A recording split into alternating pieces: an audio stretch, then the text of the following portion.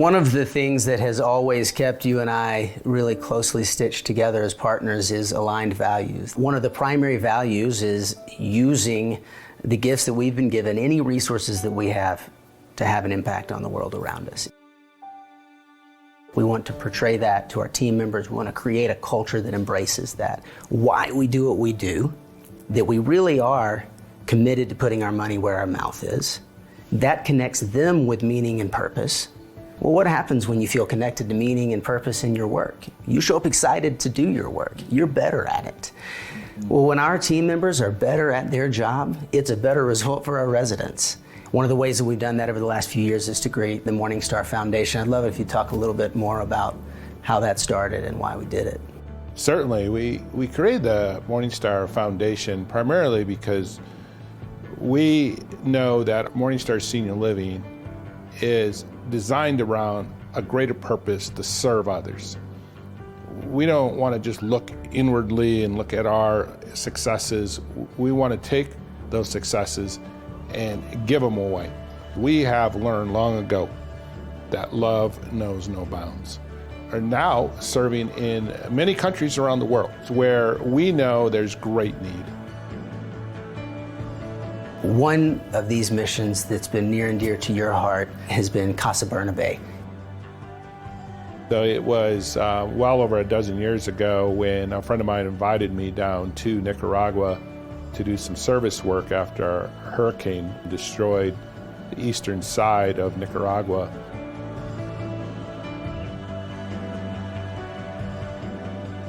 And there I met a man, Pastor Earl and his wife Don Maurice, who were serving upwards around 60 young kids, housing them in a warehouse.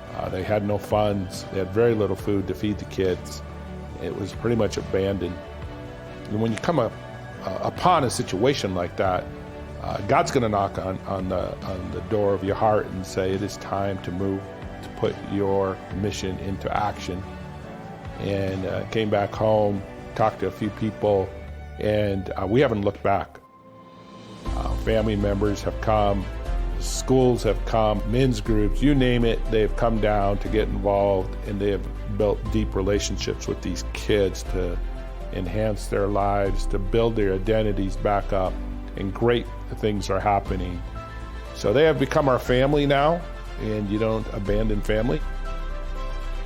And Matt, I know over time you had a deep calling to help out in Ethiopia, specifically to help drill water wells. What first got your attention there?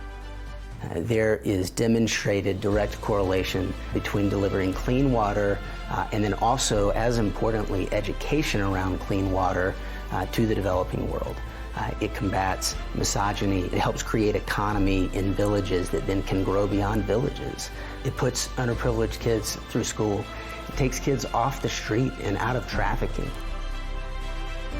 In my research, I discovered an organization called LifeWater, who's been around for decades now, and really felt like they were doing it well. Not just because of the philosophy that they employ, but the actual tactics that they employ, the way that they build partnerships with local community, the way that they educate the community before just going in and drilling a well. So the results of their work over time have been truly amazing.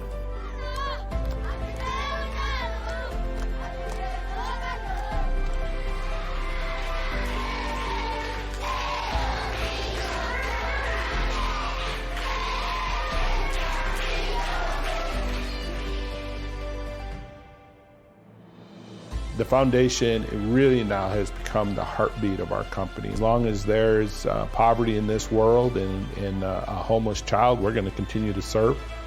And it's a deep commitment that we have. The foundation is really just a primary pillar of this virtuous cycle culture that we've worked hard to create and that we're committed to. I personally believe that business has the opportunity to be one of the greatest forces for good in this world. Just so excited about the things that we have done and the work that we have set before us.